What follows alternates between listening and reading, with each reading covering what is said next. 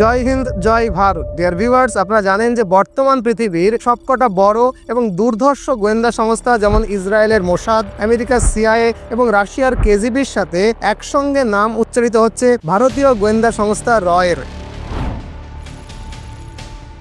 কেন? এর পেছনে অবশ্য অনেকগুলো কারণ আছে, তবে সবচেয়ে বড় কারণ কি জানেন? এই যে গত এক দশকে গ্লোবাল প্ল্যাটফর্মে ভারতের উল্কা গতিতে উত্থান হচ্ছে, এর পেছনে অদৃশ্য শক্তি হিসাবে কিন্তু রয়ের কার্যক্রম গতিবিধির একটা বড় ভূমিকা রয়েছে। যদিও একথা আমরা অনেকেই জানি না, কারণ রয়ের সাফল্যকে কোনোদিনই কিন্তু প্রকাশ্যে সেলিব্রেট করা হয় না। আর তাই আজকের এই ভিডিওটাতে আমরা রয়ের অনেকগুলো সাফল্যকে একসঙ্গে সেলিব্রেট করব এবং সম্পর্কে খুঁটিনাটি তথ্যগুলো জানবো আজকের এই ভিডিওটাতে। জানবো কিভাবে কোন পরিস্থিতি তৈরি হলো, তার ইতিহাস, সেই সময় থেকে আজ পর্যন্ত রয়ের সাফল্য এবং ব্যর্থতা কি ছিল তার ডিটেলস। তবে যেহেতু এটা একটা সেন্সিটিভ টপিক বা একটা সেন্সিটিভ ইস্যু, তাই ভিডিও শুরু করার আগে একটা ডিসক্লেমার দিয়ে দিই যে আমার সঙ্গে ভারত সরকারের কোনো মিনিস্ট্রি বা কোনো ডিপার্টমেন্টের দূর কোনো সম্পর্ক নেই। পাবলিক প্ল্যাটফর্মে যতটুকু ইনফরমেশন আছে ততটুকুকেই কিন্তু আমি গুছিয়ে বলছি। তবে ভিডিও শুরু করার আগে ভিডিওটাকে একটা লাইক করে দিতে ভুলবেন না, আর নতুন হলে চ্যানেলটাকে সাবস্ক্রাইব করে নিতে পারেন। ভিডিওটাকে যারা লাইক করলেন তাদের প্রত্যেককে ধন্যবাদ। তো চলুন শুরু করা যাক। দেখুন, ভারতের গোয়েন্দা সংস্থা 1968 সালে প্রতিষ্ঠিত হয়েছিল। তবে এরকম নয় যে হঠাৎ করে এই সংস্থাটা প্রতিষ্ঠা হয়ে গেছিল। আসলে রয়ের প্রতিষ্ঠারও কিন্তু একটা ক্রমবিবর্তনের ইতিহাস আছে। ব্রিটিশ শাসনের সময় জব্বলপুরের জঙ্গলে খুবই ডাকাতের উপদ্রব ছিল, আর এই ডাকাতরা আচমকা আক্রমণ করে লুটপাট চালাতো এবং তারপরে জঙ্গলে অদৃশ্য হয়ে যেত। এই পরিস্থিতির মোকাবেলার জন্য ব্রিটিশরা ঠগি এবং ডাকাত বিভাগ নামে একটা বিভাগ তৈরি করে এবং এই বিভাগটা ওই জব্বলপুরের জঙ্গলে বিভিন্ন গোয়েন্দা তথ্য সংগ্রহ করে উচ্চতর কর্তৃপক্ষের কাছে পাঠাতো এবং এই কাজ করার সময় তারা তাদের কিছু অফিসারকে ডাকাতদের মধ্যে মিশিয়ে দিয়ে খুব স্বল্প সময়ের মধ্যে এই বিভাগটি ওই জব্বলপুর এলাকার সমস্ত ডাকাতকে আইদার মেরে ফেলেছিল অথবা জেলে পাঠিয়ে দিয়েছিল। আর ওই যে ঠগি এবং ডাকাত বিভাগ, ওই বিভাগটাই কিন্তু হলো আজকের এই রয়ের পূর্বপুরুষ। মূলত এই ঠগি এবং ডাকাত বিভাগের মাধ্যমে ব্রিটিশরা প্রথম অফিসিয়ালি ভারতের গোয়েন্দা সংস্থার গুরুত্ব উপলব্ধি করেছিল। পরবর্তীকালে অবশ্য ব্রিটিশরা স্বাধীনতা সংগ্রামীদেরকে দমন করতেই এরকম একটা সিমিলার অর্গানাইজেশন তৈরি করেছিল, যার নাম ছিল সেন্ট্রাল স্পেশাল ব্রাঞ্চ বা সিএসবি। আগে ঠগি বিভাগের এক্সপিরিয়েন্স অফিসারদেরকেই মূলত এই সেন্ট্রাল স্পেশাল ব্রাঞ্চে কাজ করবার জন্য নিয়োগ করা হয়েছিল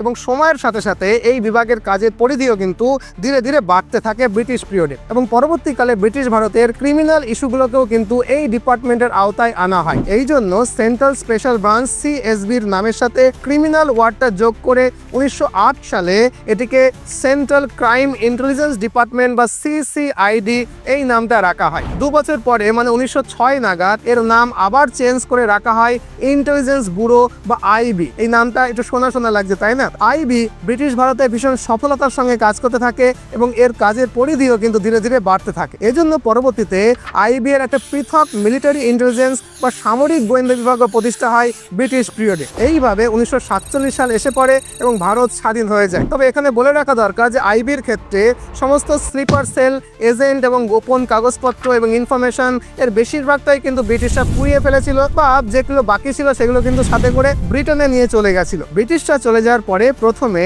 আইবি দেশের আভ্যন্তরীণ বিষয়গুলোতেই মনোযোগ দেয়, কিন্তু 1951 সালে হিম্মত সিং কমিটির সুপারিশের ভিত্তিতে আইবিকে দেশের সীমানার ভেতরে এবং বাইরে উভয় ক্ষেত্রেই কাজ করার দায়িত্ব দেওয়া হয়। পরবর্তীকালে কাজের চাপ এতটা বেড়ে যায় যে আইবি বাইরের বিদেশের কাজ কমিয়ে দেশের আভ্যন্তরীণ কাজে সীমাবদ্ধ হয়ে পড়ে। আর এই সিচুয়েশনে মূলত দেশের বাইরে কাজ করার জন্য যখন একটা ডেডিকেটেড এবং সেপারেট অর্গানাইজেশন তৈরি করা হয়, তখনই কিন্তু মূলত ফরেন ইন্টেলিজেন্সের জন্যই আজকের এই রটাকে প্রতিষ্ঠা করা হয়। আশা করি বুঝলেন। যেহেতু আইবি দেশের বাইরে দক্ষতার সঙ্গে কাজ করতে ব্যর্থ হচ্ছিল, তাই কে কিন্তু বাড়াতে হয়েছিল। এখন যদি জানতে চান যে কিরকম ব্যর্থতা, চলুন একে একে সেগুলো বলি। যেমন ধরুন 1954 সালে চীন একটা মানচিত্র প্রকাশ করে, যেখানে ভারতের 1,20,000 বর্গ কিলোমিটার এলাকা চীনের সীমানার মধ্যে দেখানো হয়। ভারত সরকার এটাকে তাদের ভুল বলে চালিয়ে দেয়, অথচ চীন যে এই মানচিত্রের মাধ্যমে ওই এলাকা নিয়ন্ত্রণ করতে চাইছিল সেই খবরটা কিন্তু আইবি দিতে ব্যর্থ হয়। শুধু তাই নয়, কয়েক বছর পর 1962 সালের 28 অক্টোবর চীনের সেনা ভারতের সীমানায় ঢুকে আসে,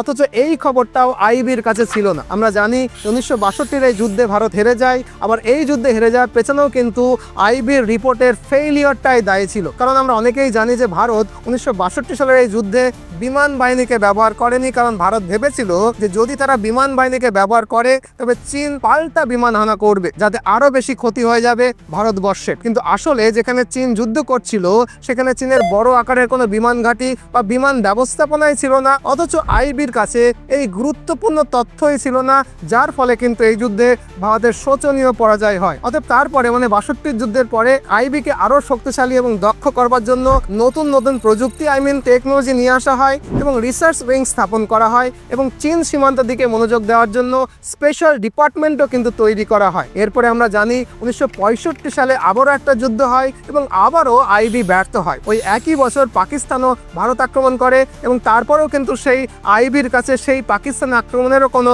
খবর ছিল না। বুঝতেই পারছেন, অন্যান্য দেশের গোয়েন্দা সংস্থার তুলনায় আইবির কাজকর্ম ছিল অত্যন্ত খারাপ, কারণ এই এতগুলো ক্ষেত্রে আইবি যদি আগে ভাগে ভারতকে রিপোর্ট দিতে পারত তাহলে কিন্তু একটা যুদ্ধ ভারত হারতো না হয়তো। আর এই দুটো বড় যুদ্ধ একে একে হেরে যাওয়ার পরে আবারও আইবিকে শক্তিশালী না করে বরং নতুন একটা অল্টারনেটিভ অর্গানাইজেশন তৈরি করার কথা কিন্তু ভারত সরকারের অভ্যন্তরে শুরু হয়ে যায়। আর ঠিক এই রকম পরিস্থিতিতে 1966 সালে জানুয়ারিতে India's iron lady Indira Gandhi ভারতের প্রধানমন্ত্রী হন। প্রধানমন্ত্রী হওয়ার পরে প্রথমেই তিনি RN কাউকে ডাকেন। RN কাউ ছিলেন একজন অভিজ্ঞ, বলা ভালো পোড় খাওয়া গোয়েন্দা অফিসার।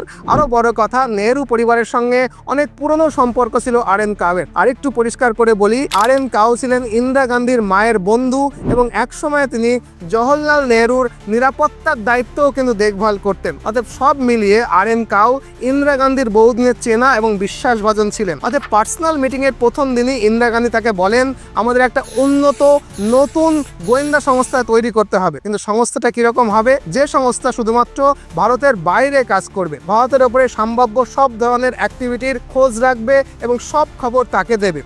সরাসরি PMO কে, প্রধানমন্ত্রী অফিসকে রিপোর্ট করবে। এবং ইন্দিরা গান্ধী RN কাউকে আরো বলেন যে এই দায়িত্বটা কিন্তু আপনাকেই নিতে হবে। RN কাউ এই বিষয়ে সম্মতি দেন এবং নতুন এই সংস্থা তৈরি করবার জন্য 2 মাস সময় নেন এবং এই 2 মাসের মধ্যে এ ব্যাপারে তার পরিকল্পনাকে একটা প্রজেক্টের আকারে ইন্দিরা গান্ধীর কাছে কিন্তু জমাও দেন। ইন্দিরা গান্ধী RN কাউয়ের পরিকল্পনা গ্রহণ করেন এবং খুব দ্রুত সংস্থাটি প্রতিষ্ঠা করার কথা তিনি বলেন। তবে এখানে একটা অতিরিক্ত শর্ত যোগ করা হয়, যে বলা হয় যে নতুন সংস্থা সরাসরি প্রধানমন্ত্রীকে রিপোর্ট করবে। এখন নতুন এই সংস্থার নাম কি হবে, এই ভাবনা চিন্তা যখন শুরু হয়, ইন্দিরা গান্ধীর ক্যাবিনেট সেক্রেটারি DS যোশী এই সংস্থার নাম করেন রিসার্চ অ্যান্ড অ্যানালিসিস উইংস। অর্থাৎ তখন থেকে কিন্তু এই সংস্থার নাম হয় র। এরপরে 1968 21শে September research and analysis wings র এর প্রতিষ্ঠা হয়ে যায়। প্রাথমিকভাবে র এর ইয়ারলি বাজেট ছিল $20 মিলিয়ন, মানে $2 কোটি। আর এর অফিস তৈরি করা হয়েছিল দক্ষিণ দিল্লিতে। অবশ্য শুরুর দিন থেকে আজ পর্যন্ত র এর প্রধান অফিসটা দক্ষিণ দিল্লির লোদি রোডেই কিন্তু রয়েছে। যাই হোক, র এর প্রতিষ্ঠার পর RN কাউ নির্দেশ দেন যে ভারতের বাইরে অপারেশনে থাকা র এর কোনো স্পাইয়ের পরিচয়ের কোনো নথি, রিপোর্ট কোনো রকম ভাবে কাগজে বা কোথাও প্রকাশ করা যাবে না। এমনকি দেশের অফিসের কোনো বিভাগের বাইরেও কোনো নেম প্লেট পর্যন্ত থাকবে না। সেক্ষেত্রে র এর অফিসারদের দুটোই মাত্র পোস্ট থাকবে। একটা সিনিয়র অফিসারদেরকে বলা হবে সেক্রেটারি এবং জুনিয়র অফিসারদেরকে বলা হবে আন্ডার সেক্রেটারি। যাই হোক, প্রতিষ্ঠার পরে র এর প্রথম কাজ ছিল নিউলি রিক্রুটেড স্পাইদেরকে প্রশিক্ষণ দেওয়া এবং তারপরে তাদেরকে বিদেশে পাঠানো এবং বিদেশ থেকে তথ্য সংগ্রহ করবার জন্য সেই দেশে তাকে খুব গোপনে স্ট্যাবলিশ করা। এই জন্য বিদেশে পাঠানোর জন্য ভারতের পররাষ্ট্র দপ্তর ফরেন সেক্রেটারি বিদেশে থাকা ভারতীয় দূতাবাসগুলোতে ভুয়ো চাকরির বিজ্ঞাপন প্রকাশ করেন এবং ওই চাকরিগুলোর জন্য আবেদন করার অজুহাতে র এর স্পাইদের পরিচয় পরিবর্তন করে তাদেরকে বিভিন্ন দেশে পাঠানোর ব্যবস্থা করা হয়। শুরুর দিকে এজেন্টরা বেতার বা তারের মাধ্যমে বা মোর্স কোড নামক এক ধরনের কোডের মাধ্যমে তাদের তথ্যকে সংগ্রহ করে ভারতে পাঠাতো। আর এরপর তাদের অপারেশন বাড়ানোর জন্য র ভারতের সীমান্তে মনিটরিং স্টেশন স্থাপন করে এবং সিগন্যাল ইন্টেলিজেন্স ব্যবহার করে সীমান্ত থেকে ইনফরমেশন কালেক্ট করতে শুরু করে। মানে এটা ছিল আরেকটু উন্নত ধরনের প্রযুক্তি। এভাবে র যখন তাদের কার্যক্রম শুরু করে এবং খুব সফলভাবে এগোতে থাকে, তখন আইবি এবং ফরেন মিনিস্ট্রির গুরুত্ব কিন্তু কমতে থাকে, মানে অনেকখানি কমে যায়। আর সরকারের, বিশেষ করে প্রধানমন্ত্রী ইন্দিরা গান্ধীর সমস্ত মনোযোগ কিন্তু চলে যায় র এর দিকে। আর এর ফলে দিল্লির অভ্যন্তরে একটা চোরা সংঘাত দেখা যায়। যেমন আইবির তৎকালীন কর্মকর্তা SP ভার্মা, MML হুজা র এর প্রতিষ্ঠা নিয়েই কিন্তু প্রশ্ন তুলতে শুরু করেন। শুধু তাই নয়, MML হুজা যিনি ছিলেন একজন সিনিয়র IFS ক্যাডার, তিনি foreign language expert, forensic expert, cryptography security এক্সপার্টদেরকে বিদেশে স্পাইং এর কাজ করতে বারণ করে দেন। এমনকি আইবির পুরনো সমস্ত ফাইল অভিজ্ঞ এজেন্টদের আগের কোনো তথ্যই কিন্তু রকে দিতে অস্বীকার করে। শুধু তাই নয়, রয়ের বিদেশ সফর এবং অন্যান্য খরচের জন্য ক্যাবিনেটের অনুমোদন দিতেও ক্যাবিনেট সেক্রেটারি কিন্তু ইচ্ছা করে দেরি করতে শুরু করেছিল। এইভাবে র এবং আইবির এই আভ্যন্তরীণ সংঘাত যখন তীব্র হয়, তখন ইন্দিরা গান্ধীকে নিজে এই বিষয়টাতে হস্তক্ষেপ করতে হয়। ইন্দিরা গান্ধী প্রধানমন্ত্রীর নিজস্ব ক্ষমতা বলে রয়ের প্রধানকে ক্যাবিনেটের প্রধান হিসেবে অ্যাপয়েন্টেড করেন। আর এর ফলে নিউ স্পাই রিক্রুটমেন্ট, ডিফারেন্ট ফিল্ডের এক্সপার্টদের রিক্রুটমেন্ট, বিদেশ সফরের খরচ, এই সমস্তগুলোই কিন্তু রয়ের ডিরেক্ট আন্ডারে চলে আসে বা প্রত্যক্ষ আন্ডারে চলে আসে। এভাবে র প্রাথমিক কিছু সমস্যা কাটিয়ে ওঠে এবং প্রায় 9 মাস পরে তারা পাকিস্তানে তাদের প্রথম এজেন্ট পাঠানোর পরিকল্পনা করে। যদিও রয়ের প্রতিষ্ঠার এতদিন পরেও ওই এজেন্টের আসল নাম কিন্তু আজও প্রকাশ করা হয়নি, তবে তার কোড নেম ছিল কাশ্মীর বেদি। কাশ্মীর বেদির নিয়োগ পাঞ্জাব থেকে করা হয়েছিল এবং নিয়োগের সময় তার ব্যাকগ্রাউন্ডটাকে কিন্তু ডিটেলসে চেক করা হয়েছিল। কাশ্মীর বেদিকে রয়ের এজেন্ট হিসাবে নির্বাচিত করা হয়েছিল কারণ তার খুব ভালো ইসলামিক নলেজ ছিল এবং ইসলামিক রীতিনীতি এবং ঐতিহ্য সম্পর্কে তার খুব ভালো জ্ঞান ছিল। এছাড়াও তিনি আগে থেকেই পাঞ্জাবি এবং উর্দু ভাষায় কিন্তু রীতিমতো পারদর্শী ছিলেন। যাই হোক, নিয়োগের পরে কয়েক মাস ধরে তাকে বিশেষ ধরনের প্রশিক্ষণ দেওয়া হয় এবং ফাইনালি তাকে পাকিস্তানে পাঠানো হয়। এখন প্রশ্ন হলো, কাশ্মীর বেদিকে পাকিস্তানে পাঠানোর প্রাথমিক উদ্দেশ্যটা কি ছিল? বিষয়টা ভীষণ ইন্টারেস্টিং। আসলে রয়ের প্রতিষ্ঠার শুরুর দিকে KN রাও ভারত থেকে পাকিস্তানে যাওয়া বিমানগুলোতে ক্যামেরা লাগিয়ে পাকিস্তানের সীমান্তের দিকে ছবি তুলতেন এবং সেই সমস্ত ছবি ভারতের ইন্টারসেপ্ট বিভাগে পাঠানো হতো এবং সেগুলোর ভিত্তিতেই পাকিস্তানের এলাকার ভেতরে কি হচ্ছে সেটা জানার চেষ্টা করা হতো। তবে যে ক্যামেরাগুলো ব্যবহার করা হতো সেগুলোর রেঞ্জ ছিল মাত্র 70 কিলোমিটার, তাই ছবিগুলো খুব একটা পরিষ্কার হতো না। তখন এই সমস্যার সমাধান করতে গিয়ে ভাবা হয় যে যদি কোনো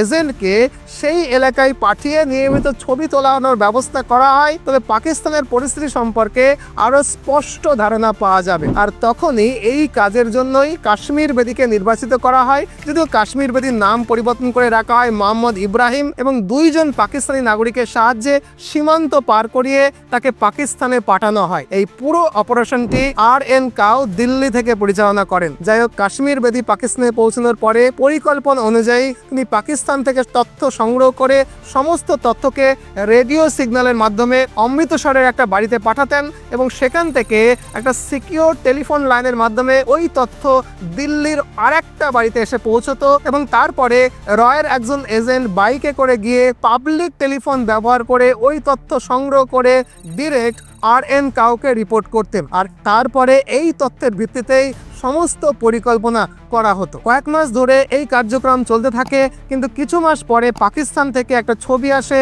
যেই ছবি দেখে রয়ের হেডকোয়ার্টারের সবাই কিন্তু রীতিমতো চমকে ওঠে। ছবিটাতে দেখা যাচ্ছিল যে পাকিস্তানের একটা এয়ারবেসে আমেরিকান APCর বোমা এবং বিস্ফোরককে লোড করা হচ্ছিল এবং কিছু মানুষ সেই বিমান থেকে নামছিল। ছবিতে মোট 6টা F-104 fighter plane, 7টা B-57 bomber এবং 300টা কেরিয়ার দেখা যাচ্ছিল। এই তথ্য যখন হায়ার অথরিটির কাছে পৌঁছয়, তখন জানা যায় যে যুক্তরাষ্ট্র তাদের অস্ত্র নিষেধাজ্ঞা ভেঙে গোপনে পাকিস্তানকে অস্ত্র সরবরাহ করছে। এই ছবি দেখে ভারত খুব সহজেই বুঝে নেয় যে পাকিস্তান নিকট ভবিষ্যতে বড় কিছু পদক্ষেপ নিতে পারে এবং পদক্ষেপ যাই হোক তাতে আমেরিকার মদত থাকবে। অনেক চিন্তা ভাবনা করার পরে ইন্ডিয়ান থিঙ্ক ট্যাঙ্করা 2টো পদক্ষেপ নেয়। এক, আন্দাজ করে ভারত পূর্ব পাকিস্তান মানে এখনকার বাংলাদেশের সার্বিক পরিস্থিতি নিয়ে আরো বেশি মনোযোগী হয় এবং 2, অস্ত্র নিষেধাজ্ঞা ভেঙে আমেরিকা কেন পাকিস্তানকে অস্ত্র সরবরাহ করছে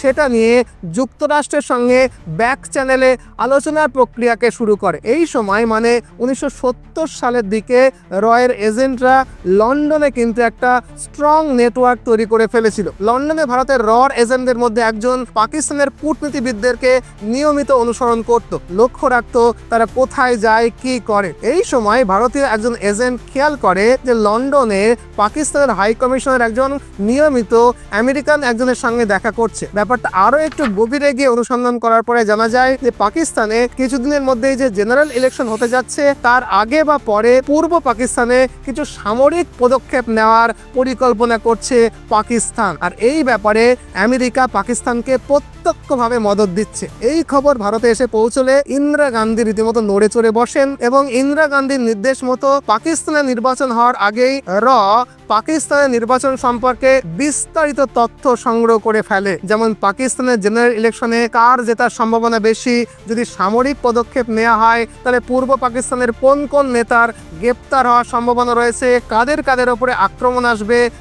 কিন্তু এই সমস্ত কিছুই একেবারে হোমওয়ার্ক করে নিয়েছিল, রিসার্চ করে নিয়েছিল। এই সময় RN কাউ গোটা পরিস্থিতি বিশ্লেষণ করে ইন্দিরা গান্ধীকে রিপোর্ট দেন এবং সাথে সাথে তিনি এও পরামর্শ দেন যে ভারত যদি পূর্ব এবং পশ্চিম পাকিস্তানের আকাশ সীমাকে বন্ধ করে দেয় তবে এটা ভারতের জন্য একটা সুবিধাজনক ব্যাপার হবে, কারণ আকাশ সীমা বন্ধ করলে যোগাযোগের পথ দীর্ঘ হয়ে যাবে এবং তার ফলে পূর্ব এবং পশ্চিম পাকিস্তানের মধ্যে যোগাযোগ একেবারে বিচ্ছিন্ন হয়ে পড়বে। তবে তার উত্তরে ইন্দিরা গান্ধী বলেন যে কোনো বৈধ কারণ ছাড়া এভাবে আকাশ সীমা বন্ধ করা সম্ভব নয়, কেবলমাত্র যুদ্ধকালীন পরিস্থিতিতেই এটা করা যেতে পারে। আর তাই এখন যদি কোনো কারণ ছাড়া আকাশ সীমাকে বন্ধ করে দেওয়া হয় সেক্ষেত্রে কিন্তু ভারতের ওপরে আন্তর্জাতিক চাপ তৈরি হবে। বিষয়টা বুঝতে পেরে RN কাউ ভাবতে শুরু করেন যে কি করা যায়, কারণ RN কাউ এটা বুঝতে পারছিল যে পূর্ব পাকিস্তানে সামরিক অভিযান হবে, তখন যে কোনোভাবেই পূর্ব এবং পশ্চিম পাকিস্তানের মধ্যে যোগাযোগটাকে তাকে আটকাতেই হবে। কি করা যায় এই রকম ভাবতে ভাবতে হঠাৎ করে RN কাউয়ের একটা বিষয়ে দৃষ্টি আকর্ষণ করে। RN কাউ জানতে পারেন যে হাশিম কুরেশি নামক এক ব্যক্তি শ্রীনগর থেকে পেশোয়ারে গিয়ে সেখানে মকবুল ভাট নামক এক ব্যক্তির সঙ্গে সাক্ষাৎ করছেন। এই মকবুল ভাট কাশ্মীরে পাকিস্তান স্পন্সর্ড একটা terrorist organisation national liberation front মানে NLF এর চিফ, যে NLF এর 36 জন মেম্বার ভারতের জেলে বন্দী ছিল। মকবুল ভাট হাশিম কুরেশির সাহায্যে একটা ভারতীয় বিমানকে হাইজ্যাক করে NLF এর ওই 36 জন সদস্যকে ভারতের কারাগার থেকে মুক্ত করতে চাইছিলেন এবং ওই বিমান হাইজ্যাকের জন্য হাশিম কুরেশিকেই কিন্তু দায়িত্ব দেওয়ার কথা ভাবছিলেন। পরিকল্পনা ছিল যে হাশিম কুরেশি ভারতের শ্রীনগর বিমানবন্দর থেকে একটা বিমানকে হাইজ্যাক করবেন এবং ভারত সরকারকে চাপ দিয়ে 36 জন জঙ্গিকে মুক্ত করে নেবেন। আর মজার ব্যাপার হলো এই পুরো খবরটা জানতেন, এর চিফ RN কাউ জানতেন। আর তাই হাশিম কুরেশি ভারতে প্রবেশ করতেই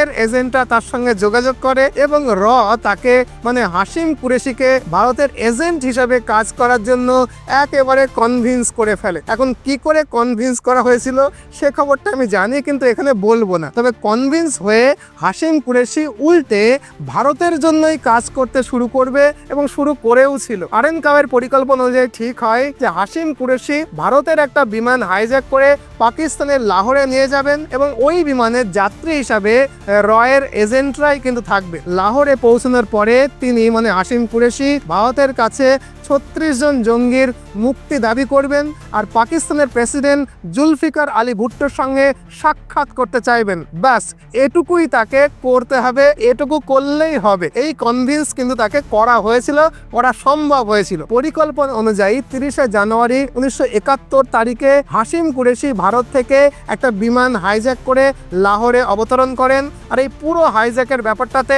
তাকে সাহায্য করে আমাদের এবং এই খবরটাকে আন্তর্জাতিক মিডিয়ায় পুশ করবার একেবারে সম্পূর্ণ প্ল্যানিং কিন্তু আগে ভাগেই করে রেখেছিল। ফলে এই খবরটা নিয়ে আন্তর্জাতিক মিডিয়ায় রীতিমতো তোলপাড় শুরু হয়ে যায়। চাপে পড়ে 1 ফেব্রুয়ারি 1971 জুলফিকার আলী ভুট্টো তার সঙ্গে সাক্ষাৎ করতে আসেন এবং এই সাক্ষাৎকারের ছবিটা তুলে আবারও আন্তর্জাতিক মিডিয়ায় ভাইরাল করা হয়। অল ইন্ডিয়া রেডিওতে এই হাইজ্যাকিং এর বিষয়টা রীতিমতো জোর সোর করে প্রচার করা হয়, ইংলিশে তো আরো বেশি করে প্রচার করা হয়। তাছাড়া এই সাক্ষাৎকারের কিছু সময় পরে বিমানের সব যাত্রীকে নামিয়ে বিমানটাতেই অগ্নিসংযোগ করার ব্যবস্থা করা হয়। ভারতের বিমান পাকিস্তানের বিমানবন্দরে জঙ্গিদের আগুনে জ্বলছে, এই ছবিটা আন্তর্জাতিক মিডিয়ায় আবারও ভাইরাল করা হয়। ফলে সমস্ত আন্তর্জাতিক সহানুভূতি ভারতের পক্ষে চলে আসে, আর পাকিস্তান কিছু বুঝে ওঠার আগেই রীতিমতো ভিলেনে পরিণত হয়ে যায়। আন্তর্জাতিক চাপে পড়ে বিমানের সমস্ত যাত্রীদেরকে মানে রয়ের এজেন্টদেরকে পাকিস্তান ভারতে পাঠিয়ে দেয়। ভারত একজনও জঙ্গিদেরকে কিন্তু মুক্তি দেয় না। 36 জন বন্দী যেমন ভারতের জেলে ছিল তেমনই থাকেন। ইন্দিরা গান্ধী বিষয়টাকে ভারতের সার্বভৌমত্বের উপরে আঘাত ঘোষণা করেন এবং ভারতের আকাশসীমাকে পাকিস্তানের জন্য নিষিদ্ধ করে দেন। পাকিস্তানের জন্য ভারতের আকাশসীমা নিষিদ্ধ করার সিদ্ধান্তকে আজও কিন্তু RN কাওয়ের একটা মাস্টার স্ট্রোক হিসেবে দেখা হয়, কারণ এটাই ছিল পূর্ব পাকিস্তানকে পশ্চিম পাকিস্তান থেকে একেবারে বিচ্ছিন্ন করে ফেলার প্রথম সফট পদক্ষেপ। এরপরে আমরা সবাই জানি যে ভারত মুজিবুর রহমানের সঙ্গে ঘনিষ্ঠ যোগাযোগ স্থাপন করে। মুজিবুর রহমানের দল ভোটে জিতে পাকিস্তানের ক্ষমতা দখল করতে চাইলে পাকিস্তান মুজিবকে ক্ষমতা দেওয়ার বদলে তাকে গ্রেফতার করে, পাকিস্তানে সামরিক শাসন জারি করে দেয়। মুজিবুর রহমান গ্রেফতার হলে বাংলাদেশে মুক্তিযুদ্ধ শুরু হয়। মুক্তিযুদ্ধকে ইন্দিরা গান্ধী সর্বতোভাবে সাহায্য করে এবং শেষমেশ 71-এর মুক্তিযুদ্ধে বাংলাদেশ পাকিস্তান থেকে সম্পূর্ণ পৃথক হয়ে স্বাধীন করে দেওয়ার ব্যবস্থা করে ইন্দিরা গান্ধী। আর এই একটা লম্বা ঘটনা, তার প্রতিটা পদক্ষেপই ছিল কিন্তু ভারতের পূর্ব পরিকল্পিত। জাস্ট এটাকে একটা একটা করে বাস্তবায়িত করা হচ্ছিল মাত্র। যাই হোক, বাংলাদেশ পাকিস্তান থেকে আলাদা হলে ভারতের পূর্ব সীমান্ত একেবারে নিরাপদ হয়ে যায়। আন্তর্জাতিক ক্ষেত্রে ইন্দিরা গান্ধী অত্যন্ত প্রশংসিত হতে শুরু করেন, আর আমাদের আরও শক্তিশালী হয়ে ওঠে। এ তো গেল 1971-এ বাংলাদেশকে স্বাধীন করে দেওয়ার ব্যাপারে এর গুরুত্বপূর্ণ ভূমিকার কথা। এরপরে 1974 সালে পারমাণবিক পরীক্ষা চলাকালীন গোপনীয়তা রক্ষা করতেও কিন্তু গুরুত্বপূর্ণ ভূমিকা পালন করেছিল। তবে কিছুদিন পরে ভারতের আভ্যন্তরীণ সমস্যার কারণে বেশ কিছু সমস্যার সম্মুখীন হয়। কিরকম সমস্যা? আসলে 1975-এর 12ই জুন এলাহাবাদ হাইকোর্ট একটা রায় দেয়, যেখানে বলা হয় যে 1975 সালের লোকসভা নির্বাচনে নৈতিকভাবে অনেক কিছু হয়নি। অর্থাৎ নির্বাচনে জেতার জন্য ইন্দিরা গান্ধী ভারতের গোয়েন্দা সংস্থাকে অপব্যবহার করেছিল। অভিযোগ গুরুতর। অতএব এই রায়ের পরে বিরোধীরা বিশাল হইচই শুরু করে দেয় এবং তারা অভিযোগ করে যে ইন্দিরা গান্ধী কে বিরোধী নেতাদের বিরুদ্ধে ব্যবহার করেছেন যাতে তারা ভোটে জিততে না পারে। তারা দাবি করেন যে ইন্দিরা গান্ধী ভারতের গণতন্ত্রকে হত্যা করেছে এবং তাকে এই অপরাধের জন্য অবিলম্বে পদত্যাগ করতে হবে। এই অভিযোগ ছাড়াও ইন্দিরা গান্ধীর বিরুদ্ধে আরো অনেক রকমের অভিযোগ ছিল, যেগুলো নিয়েও কিন্তু বিরোধীরা একসঙ্গে রাস্তায় নেমে পড়েছিল এই সময় পরিস্থিতি নিয়ন্ত্রণের বাইরে চলে যাচ্ছে দেখে ইন্দিরা গান্ধী ভারতে জরুরি অবস্থা জারি করে দেন। যে জরুরি অবস্থা আমরা জানি 1977 সাল পর্যন্ত চলেছিল। জরুরি অবস্থা শেষ হওয়ার পরে 1977 সালের মার্চ মাসে মোরারজি দেশাই কিন্তু ভারতের পরবর্তী প্রধানমন্ত্রী হন। আর প্রধানমন্ত্রী হওয়ার পরে মোরারজি দেশাই এর ওপরে তদন্ত করার জন্য একটা তদন্ত কমিটি গঠন করেন। এই কমিটির প্রধান ছিলেন মহারাষ্ট্রের ক্যাডার IPS অফিসার SP সিংহ। যদিও এই কমিটি এর প্রধানকে ক্লিন চিট দেন, কিন্তু এই তদন্তে এমন কিছু বিষয় বাইরে বেরিয়ে আসে যেটা নিয়ে কংগ্রেস কিন্তু ভীষণ রকমের অস্বস্তিতে পড়ে যায়। যেমন একটা তথ্য প্রকাশ পায় যে ইন্দিরা গান্ধীকে ভোট রাজনীতিতে সুবিধা পাইয়ে দেওয়ার জন্য একটা বিশেষ ডেস্ক গঠন করেছিল, যার নাম ছিল ফ্রন্ট অর্গানাইজেশন। এই ফ্রন্ট অর্গানাইজেশনের কাজ ছিল বিরোধী নেতাদের সমস্ত রকমের কর্মকাণ্ডের উপরে নজর রাখা, এমনকি ব্যক্তিগত গোপনীয়তা পর্যন্ত জোগাড় করে রাখা, তার তথ্য, তার ছবি, তার প্রমাণ জোগাড় করা।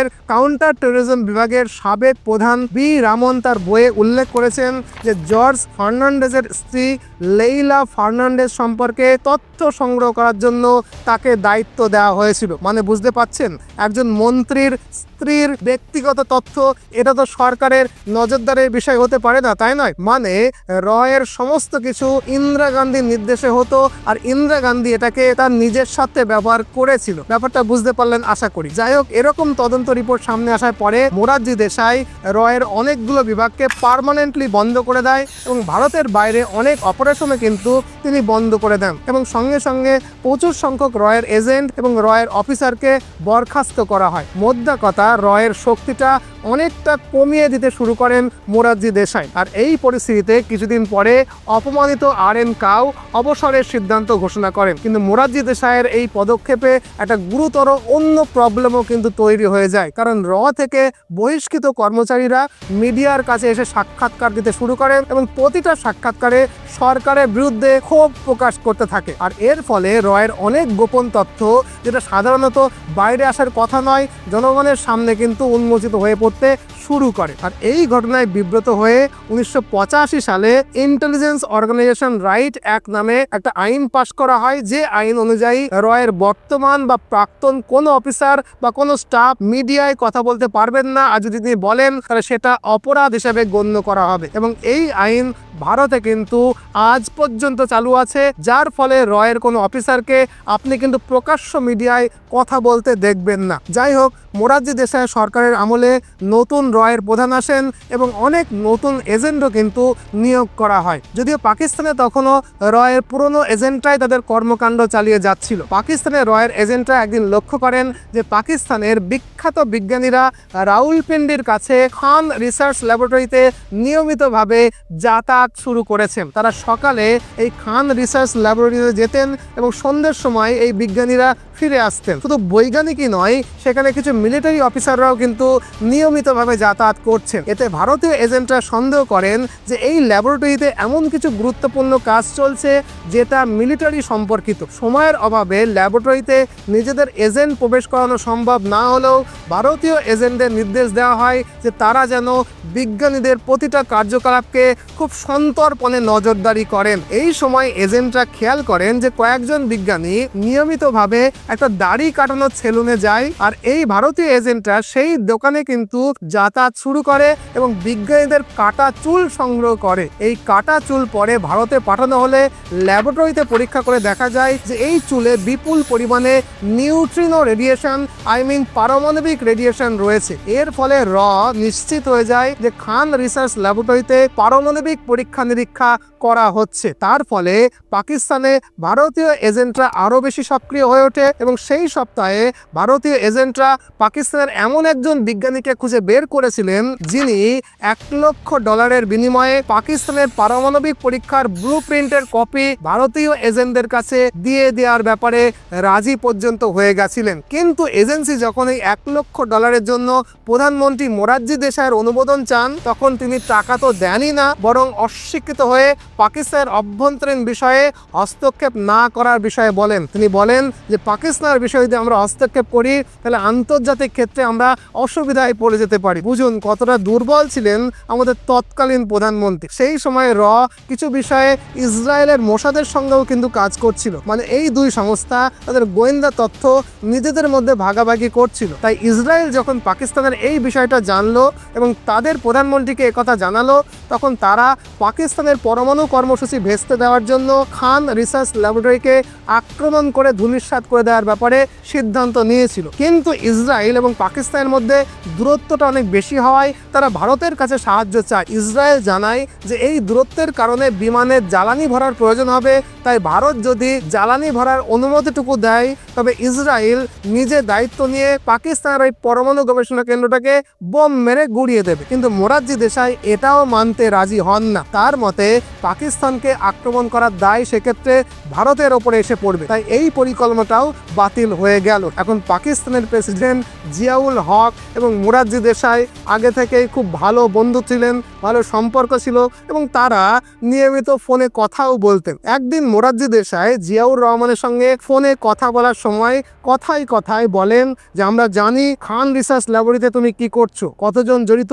এবং কিভাবে করছো। ভাবুন একবার, আমাদের দেশের প্রধানমন্ত্রী মোরারজি দেশাই কতখানি পাগল প্রধানমন্ত্রী ছিলেন যে ফোনে এই কথা তিনি পাকিস্তানের প্রধানমন্ত্রীকে বলে বসলেন। যাই হোক, এই কথা শুনে জিয়াউল হক একেবারে অবাক হয়ে যান এবং নির্দেশ দেন পাকিস্তানে ভারতীয় এজেন্টদেরকে খুঁজে বের করতেই হবে। এই ঘটনার পরে পাকিস্তান পাগলা কুকুরের মতো ভারতীয় এজেন্টদেরকে খুঁজে বের করতে শুরু করে এবং এই অনুসন্ধান অভিযানে পাকিস্তানে এর বেশিরভাগ এজেন্টই কিন্তু একে একে ধরা পড়ে এবং শহীদ হয়ে যায়। আর এভাবেই মোরারজি দেশাইয়ের দুর্বলতার কারণে পাকিস্তানের পারমাণবিক কর্মসূচিকে তো থামাতে পারেইনি, বরং পাকিস্তানে অবস্থান করা এর ম্যাক্সিমাম এজেন্ট শহীদ হয়ে যায়। তবে পাকিস্তান কিন্তু সাবধান হয়ে গিয়ে পারমাণবিক কর্মসূচি অনেকটা পিছিয়ে দেয়। তবে ইন্টারেস্টিং বিষয় হলো মোরারজি দেশাইকে পাকিস্তান তাদের দেশের সর্বোচ্চ নাগরিক পুরস্কার নিশান-ই-পাকিস্তান প্রদান করে পরবর্তীকালে। যাই হোক, 1980-র 14ই জানুয়ারি আবারও ইন্দিরা গান্ধী ভারতের প্রধানমন্ত্রী হন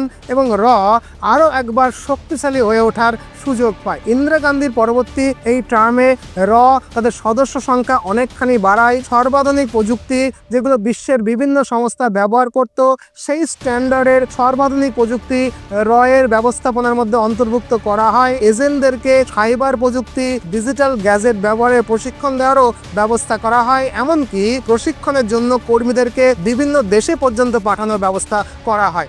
এর বাজেট পর্যন্ত বৃদ্ধি করে 3 গুণ করে দেন ইন্দিরা গান্ধী এবং 1 বছর পরে মানে 1981 সালে RN কাউকে ভারতের নিরাপত্তা উপদেষ্টা হিসাবে নিয়োগ করা হয়। আজকের দিনে যে পদে অজিত দোভাল আছেন সেই পদে। এই সময় এবং তার এজেন্টরা পুনরায় ভীষণ রকমভাবে সক্রিয় হয়ে ওঠে। যাই হোক, এই সময়ে সিয়াচেন গ্লেসিয়ারের অঞ্চলে ভারত এবং পাকিস্তানের মধ্যে সংঘাত চলছিল। আমরা জানি যে এই সিয়াচেন এলাকাটা কৌশলগতভাবে অত্যন্ত গুরুত্বপূর্ণ হলেও এই অঞ্চলটা এতটাই ঠান্ডা এবং দুর্গম যে সিয়াচেন অঞ্চলকে নিয়ন্ত্রণে রাখা খুবই ডিফিকাল্ট একটা কাজ। একে তো এখানকার তাপমাত্রা সবসময় -50 ডিগ্রি বা তার নিচে থাকে, তার উপরে অক্সিজেনেরও কিন্তু বেশ অভাব রয়েছে। তাই এই অঞ্চলে মিলিটারি পেট্রোলিংয়ের জন্য বিশেষ ধরনের পোশাক এবং বিশেষ ব্যবস্থার প্রয়োজন হয়। আমরা জানি যে দেশভাগের পর থেকেই পাকিস্তান ভারতের কাছ থেকে ওই সিয়াচেন গ্লেসারিয়ার দাবি করে আসছিল এবং এর জন্য কিন্তু থেকে বিচ্ছিন্ন সংঘর্ষও চলছিল এই দুই দেশের মধ্যে। কিন্তু 1984 সাল নাগাদ সিয়াচেন নিয়ে ভারত পাকিস্তান সংঘাতের পরিস্থিতিকে নাটকীয়ভাবে পরিবর্তন করে দেয়। সেই সময়ে এর লন্ডনে একটা শক্তিশালী নেটওয়ার্ক ছিল এবং লন্ডনে এর এজেন্টরা পাকিস্তানি কূটনীতিদেরকে ওপরে রেগুলার নজরদারিও চালাচ্ছিল। 1984 সাল নাগাদ লন্ডনের একটা স্থানীয় গার্মেন্ট শপে লন্ডনে পাকিস্তান দূতাবাসের একজন কর্মীর আনাগোনা শুরু হয়, আর এটা কিন্তু এজেন্টদের নজর এড়ায় না। একটু খোঁজ খবর নিতেই এর এজেন্টরা জানতে পারে যে পাকিস্তান -50 ডিগ্রি সেলসিয়াস তাপমাত্রায় পড়ার জন্য 150টা থার্মাল কোট, প্যান্ট, তাবু, আইস শু অর্ডার দিয়েছে। ভারতীয় এজেন্টরা এই অস্বাভাবিক খবরটা দিল্লিতে পাঠালে দিল্লি এটা নিয়ে একাধিক আলোচনার পরে বিষয়টা তাদের কাছে পরিষ্কার হয় যে পাকিস্তান সিয়াচেন গ্লেশিয়ার নিয়ে কিছু একটা পরিকল্পনা করছে। ফলে ইন্ডিয়ান আর্মিও পাল্টা পরিকল্পনা করে রাখে এবং লন্ডনের এর এজেন্টরা ওই লন্ডনের দোকান থেকে কবে অর্ডার পাবে তার তারিখটা পর্যন্ত সংগ্রহ করে এবং ভারতীয় মিলিটারিকে পাঠিয়ে দেয়। এই তথ্যগুলো এর কাশ্মীরের স্টেশনের প্রধান বিক্রম সুদকে পাঠানো হয়। বিক্রম সুদ লেফটেন্যান্ট জেনারেল PN হুনের সাথে বৈঠক করে সবকিছু জানান, আর তারপরে সিয়াচেন গ্লেসারিয়ে ভারতের সেনাবাহিনীকে মোতায়েন করার প্রস্তুতি শুরু হয়ে যায়। সিয়াচেনের কঠিন পরিস্থিতির কারণে প্রস্তুতি নিতে সময় লাগছিল, আর এই কারণে পোশাক কোম্পানির সঙ্গে যোগাযোগ করে ডেলিভারির তারিখ বাড়িয়ে দেওয়ার ব্যবস্থা করা হয়, যাতে ভারত সিয়াচেন গ্লেসারিয়াতে প্রস্তুতি নেওয়ার জন্য আরও 1 সপ্তাহ মতো সময় পায়। আর এরপরে 1984 সালের 13ই এপ্রিল সকালে ভারতীয় সেনাবাহিনী 300 জন সৈন্যকে এয়ারলিফট করে সিয়াচেন গ্লেসারিয়ার বেস ক্যাম্পে তৈরি করে রাখা হয়। পরে পাকিস্তান ওই 150 জনকে সিয়াচেনে পাঠালে আসার রাস্তাতেই কিছু বুঝে ওঠার আগে ইন্ডিয়ান আর্মির অপারেশনে কিন্তু তারা নিকেশ হয়ে যায়, মারা যায়। সিয়াচেনে ইন্ডিয়ান আর্মির এই অপারেশনটার নাম ছিল অপারেশন মেঘদূত, আর অপারেশন মেঘদূতের জন্য আজও সিয়াচেন গ্লেসিয়ার ভারতের নিয়ন্ত্রণে আছে এবং আজও এই অপারেশন মেঘদূতের জন্য প্রশংসার দাবি রাখে। যাই হোক, এই অপারেশনের পরেও এর ফোকাস কিন্তু কাশ্মীর অঞ্চলেই ছিল। যেমন 1998 সালের সেপ্টেম্বর মাসে ব্রাসেলসে এর এজেন্টরা একটা প্রধান কোম্পানি থেকে পাকিস্তানে 50,000 জোড়া বুট অর্ডার দেওয়ার তথ্য পান। এই বুটগুলো কার্গিল সংঘাতের জন্য পরবর্তীতে ব্যবহার করা হয়েছিল বা তখন কেনা হচ্ছিল। দুর্ভাগ্যক্রমে এই তথ্য যথাযথভাবে গুরুত্ব দেওয়া হয়নি এবং সেই একই মাসে পাকিস্তান হঠাৎ করে কার্গিল অঞ্চলে তাদের আর্টিলারি এবং মর্টার রেজিমেন্টকে বৃদ্ধি করে। এই তথ্যগুলো কিন্তু সংগ্রহ করেছিল এবং ভারত সরকারকে পাঠিয়েছিল, কিন্তু BGMI বলেছিল যে পারমাণবিক বিস্ফোরণের কারণে এই সমস্ত কার্যক্রম সীমান্তে হচ্ছে। এরপরে অবশ্য 1998 সালের অক্টোবরেও গোয়েন্দা রিপোর্টে কারগিলের উল্লেখ করা হয়েছিল, খুব স্বাভাবিকভাবেই করা হয়েছিল। তারপরেও কিন্তু রয়ের রিপোর্টটাকে কোনো এক অজ্ঞাত কারণে দিল্লির প্রতিরক্ষা মন্ত্রক পাত্তা দেয় না, বরং উপেক্ষিত হয়। তবে এই সময়ে পাকিস্তান উত্তর FCNA অঞ্চলে দুটি নতুন ব্যাটালিয়নকে মোতায়েন করেছিল। এই ইনফরমেশন কিন্তু রয়ের কাছে ছিল না। এটা অবশ্য রয়ের গোয়েন্দা ব্যর্থতা ছিল, বরং এপ্রিল 1998 থেকে মে 1999 পর্যন্ত রয়ের রিপোর্টে উল্লেখ করা হয়েছিল যে এই এলাকায় তেমন কোনো সৈন্য সমাগম হচ্ছে না পাকিস্তানের পক্ষ থেকে, বা তেমন কোনো পরিবর্তন হয়নি। যখন কার্গিল যুদ্ধ শুরু হয় তখন গিয়ে ভারতীয় সেনাবাহিনী জানতে পারে যে সেখানে পাকিস্তানের দুটো ব্যাটালিয়ন দাঁড়িয়ে আছে। এতে ভারতীয় আর্মি বড় সড়ো অসুবিধায় পড়ে যায়। তবে এজেন্সি রিপোর্ট করেছিল যে 500 সন্ত্রাসী কাশ্মীরে পাঠানো হচ্ছে এবং ভূগর্ভস্থ বাংকার নির্মাণ করা হচ্ছে তার জন্য। সব মিলিয়ে মোট 45টা ইনপুটের মধ্যে 11টা ইনপুট উচ্চ কর্তৃপক্ষের কাছে পৌঁছেছিল, আর বাকি ইনপুটগুলো সমন্বয়ের অভাবে কার্যকারী করা যায়নি, তথ্য হিসাবে গণ্যও করা হয়নি। আর যার কারণে কিন্তু কার্গিল যুদ্ধে ভারতকে বড় ধরনের ডিজাস্টারের মুখোমুখি হতে হয়েছিল এবং অনেক ভারতীয় সেনাকে শহীদ হতে হয়েছিল। আর এজন্য কার্গিল যুদ্ধের পরে 1999 সালের 19শে জুলাই গোয়েন্দা, আভ্যন্তরীণ নিরাপত্তা, সীমান্ত নিয়ন্ত্রণ এবং প্রতিরক্ষা ব্যবস্থাপনার পর্যালোচনা করবার জন্য কার্গিল পর্যালোচনা কমিটি গঠন করে ভারতীয় সরকার। আর ওই দিন থেকেই ভারতে জাতীয় নিরাপত্তা কাঠামো পুরোপুরিভাবে পরিবর্তিত হয়ে যায়। তবে ডিপার্টমেন্টগুলোর মধ্যে সমন্বয় বাড়ানোর জন্য এবং এজেন্সির রিপোর্ট যাতে ঠিকঠাক পৌঁছয় তার জন্য জাতীয় নিরাপত্তা কাউন্সিল মানে ন্যাশনাল সিকিউরিটি কাউন্সিল NSC কে গঠন করা হয়। ভারতের এই NSC ন্যাশনাল সিকিউরিটি কাউন্সিলের স্ট্রাকচারটা এমনভাবে তখন তৈরি করা হয়েছিল যাতে ভবিষ্যতে এই ধরনের ভুল আর না ঘটে। NSCর এই স্ট্রাকচারের শীর্ষে থাকেন প্রধানমন্ত্রী, তার নিচে থাকেন জাতীয় নিরাপত্তা কাউন্সিল NSC, তার নিচে ভারতের নিরাপত্তার সঙ্গে যে যে ডিপার্টমেন্ট জড়িত সেই সবকটা ডিপার্টমেন্টের হেডরা অবস্থান করেন। NSC মূলত ত্রিস্তরীয় মডেলকে অনুসরণ করে। 1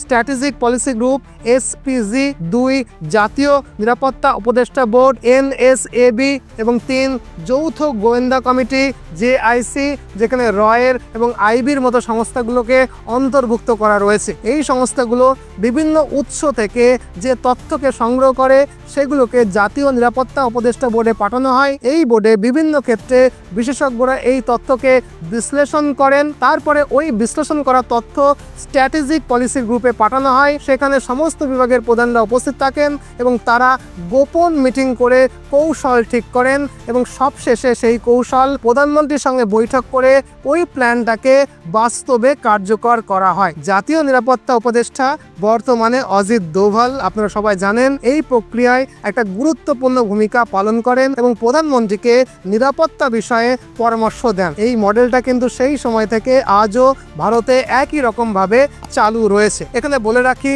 যে আমাদের বর্তমান জাতীয় নিরাপত্তা উপদেষ্টা অজিত দোভালের কাজকর্ম নিয়ে আমি একটা আস্ত ভিডিও বানিয়েছি। ওই ভিডিওটাতে এবং অজিত দোভালের কাজকর্ম নিয়ে অনেক গোপন কথা বলেছি। এই ভিডিওটা দেখা শেষে আপনি চাইলে ওই ভিডিওটাও দেখে নিতে পারেন। তো এই হলো পুরো গল্প। ইউটিউবের মতো প্রকাশ্য একটা প্ল্যাটফর্মে যতটুকু বলা সম্ভব ততটুকু। তবে এখানে একটা ডিসক্লেমার দিয়ে রাখি যে আমার সঙ্গে ভারত সরকারের কোনো মন্ত্রক বা কোনো ডিপার্টমেন্টের দূর কোনো যোগাযোগ নেই। আমি কেবল সেই তথ্যগুলোই বলেছি যেগুলো পাবলিক ডোমেনে অ্যাভেলেবেল। আজ এই পর্যন্তই। ভিডিওটাকে লাইক করে দিতে ভুলবেন না, আর নতুন হলে চ্যানেলটাকে সাবস্ক্রাইব করে অবশ্যই নেবেন। আর কমেন্ট বক্সে আপনার মূল্যবান কমেন্ট জানাবেন যে আজকের ভিডিওটাতে আপনার কেমন লাগলো, এই রকম ভিডিও কি আপনি আরও চান, বা নতুন কোন বিষয়ে আমার কাছ থেকে আপনি একটু ডিটেলস তথ্য জানতে চান, নিশ্চয়ই কমেন্ট বক্সে জানাবেন। প্রত্যেকের কমেন্ট পড়ার কিন্তু আমি অপেক্ষায় রইলাম। অন্যদিন অন্য কোনো ভিডিও নিয়ে আবার দেখা হবে। ভালো থাকবেন, সর্বদা ভারতের পক্ষে থাকবেন। জয় হিন্দ, জয় ভারত।